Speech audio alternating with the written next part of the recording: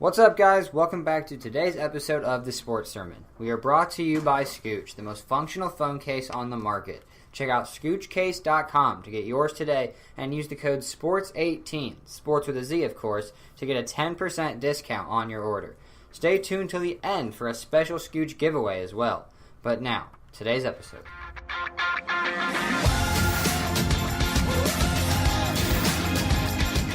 Hello and welcome inside the Sports Sermon. I am Dylan Staggy here today with Jason Gandhi and Dan Majors. And as you can tell by the title today, we are talking about the Detroit Lions. So the Lions a year ago finished 9-7, but missed out on the playoffs in the offseason. They decided to move on from Jim Caldwell and hire Matt Patricia as their head coach. So that's actually going to be my first question to you guys. Did you guys like the Matt Patricia hiring for the Lions this offseason? I did. He's not flashy, and he sure as hell is not the prototype NFL coach that everyone thinks you have to look like. But I love it. He's changing the entire scheme for the defense and is very committed to the running game. Those were the two flaws for the Lions last year, so if he fixes those, they'll be in great shape. Yeah, Patriots coordinators, especially defensive, kind of hard to evaluate because Belichick is such a great coach that I don't know if Patricia really did much. That being said, he's been under one of the greatest coaches of all time for like 13 years, so he should know a pretty solid winning formula. Yeah, I mean, he's been with Belichick for all those years, and he brings a toughness to the squad, particularly a defense that really needs it. Jim Caldwell just could not get them out of mediocrity, so I like the move from Matt Patricia to try and help that out for the Lions. Yeah, definitely solid.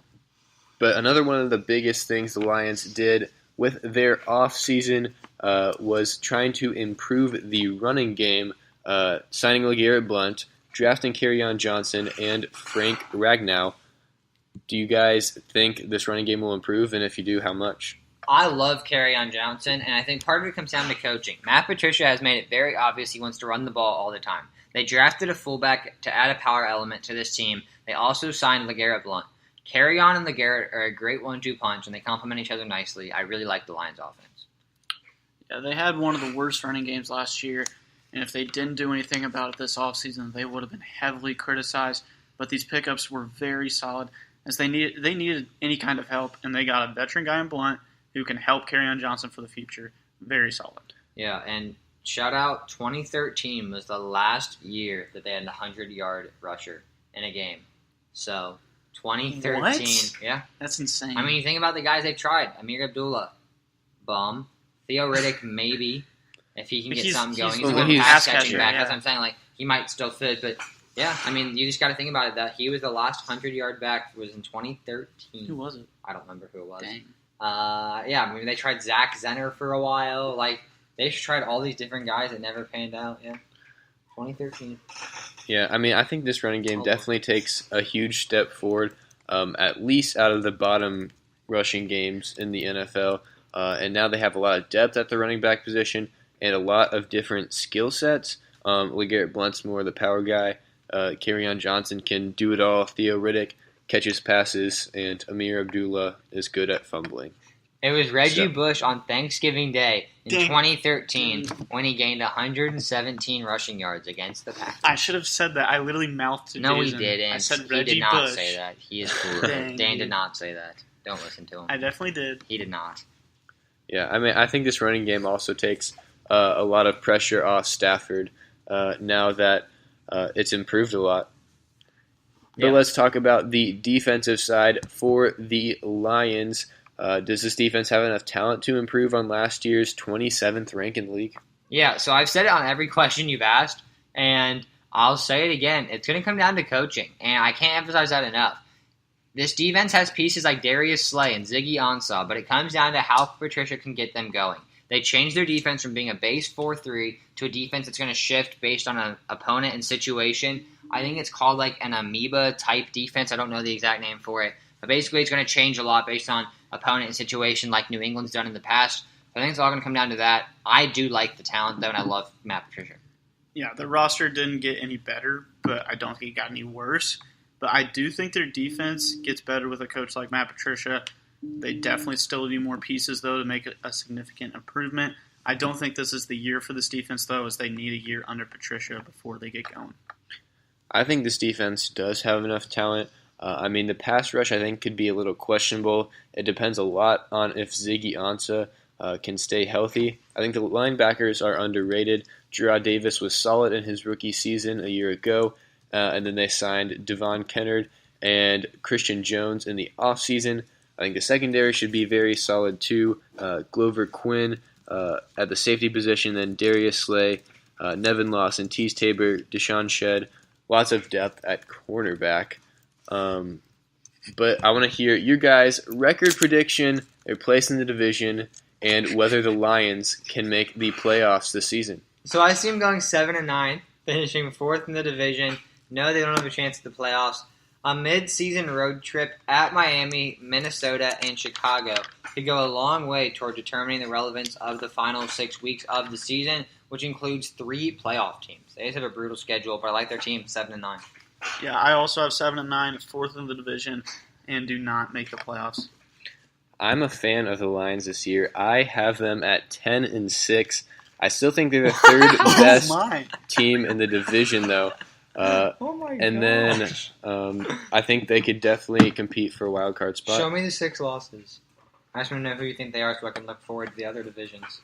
I would say at Minnesota, definitely. At Green Bay? Yeah. Okay. The Rams? Yeah. New England? Yeah. Dallas? At Dallas? I think that could be one. At Chicago, too. That's 6. Carolina could be 1, too. Yeah. I guess it's not that crazy. I have 10. I have them 7-9. You have them 10. I just don't think I don't see how they got worse though with Matt Patricia though, and they've had 9 wins. I think that's what they got better. But look who the heck they play. Like they're not beating. For me, they're not beating at San Fran. I think San Fran's that's a toss-up game. So I have that in Dallas. They split. So that's 2 losses. New England and Dallas is 2. Green Bay they lose. Seattle 4. At Minnesota 5. At Chicago 6. And then they've got the Rams still. They've got Arizona still. They've got at Buffalo. They've got at Green Bay. That's why I'm at 9. Like, I think they just have a brutal schedule where... I don't see how they lose to Seattle, Arizona, or Buffalo. I mean, Seattle has this heck of a quarterback named Russell Wilson that is definitely going to keep them competitive. Arizona, if Josh Rosen's playing by them with Larry Fitzgerald and David Johnson, that's a team that could contend for the playoffs. And then at Buffalo is a playoff team from last year. They're a lot worse this year. How? They just got Corey Clement for nothing. They now have Coleman? 3 Coleman, whatever. Now they have 3 legitimate receivers. You have them at 6-10. Yeah, but he has the Lions at 7-9. Yeah, the Lions are 7-9. Like this is an even match game. Like I think that you're sleeping on Seattle when they have a guy named Russell Wilson. I think you're sleeping on Arizona with one of the best defenses in the league and this guy named David Johnson. Like I also think this isn't their year. I think next year could be their year after maybe. And I think Kerryon Johnson could have a heck of a season. I think he could be in the race for Rookie of the Year just because of how stat-wise, but they have a brutal schedule, and the NFC is really good, and they drew New England, which is an easy loss, and then they drew at Buffalo, at Miami. Those are 2 tough games because they're on the road. I just don't see how Buffalo or Miami is a tough game. Well, watch Week 15 when they lose. That's when it'll be a tough game. All right. We'll see about that. Any last thoughts on the Lions? 7-9. Here they come. No, I do like Matt Patricia, though. I think he's a good coach, and I am excited to watch this team grow. All right. Well, that's all we've got today for the Detroit Lions. You might have heard Jason in the intro talk about Scooch. That code that is in the description, Sports18. Make sure you go to scoochcase.com and use that. We're going to up that to 15% off on any phone case, mount, wing back on the website. All those products are awesome. You got to try them out. Head to scoochcase.com for that. And if you comment and subscribe on this video, then you will be entered into a contest to win a free Scooch Wingman case. But that's all we've got for today, and we will see you soon with some more NFL team previews.